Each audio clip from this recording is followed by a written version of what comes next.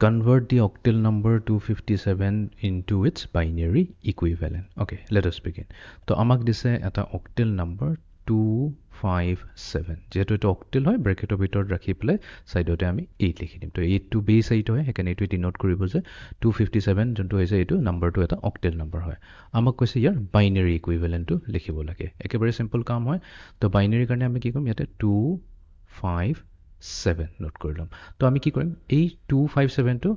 যদি আমি এজিউম কৰো 2 এটা ডেসিমেল নাম্বাৰ 5 and 7 এই দুটো ডেসিমেল নাম্বাৰ তেনেহলে আমাৰ কাম হ'ব এই ডেসিমেল নাম্বাৰটো তাৰ বাইনাৰি ফৰ্মত লৈ যাব লাগিব 3 বিট বাইনাৰি ফৰ্মত তো হেতুৰ কাৰণে আমি সিম্পলি ইউজ কৰিলে মনত ৰাখিলে হল 8421 একচুয়ালি 8421 কোড এটা আছে বাট এনিৱেজ মই এটা বুজাবৰ কাৰণে 8421 কৈছো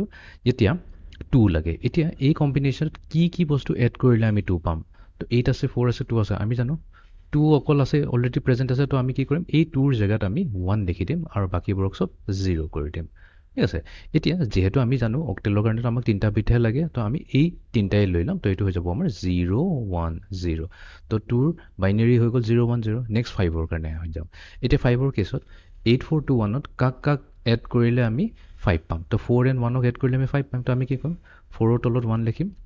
1 ৰ তলত 1 লিখি দিম আৰু এই বাকি কিটাটো যেহেতু ইউজ হোৱা নাই 2 ৰ তলত 0 হৈ গল 8 ৰ তলতো 0 হৈ গল আৰু এনিৱেজ আমাক তো তিনটা বিটে লাগে 101 তো এটোই ক'ব গৈছো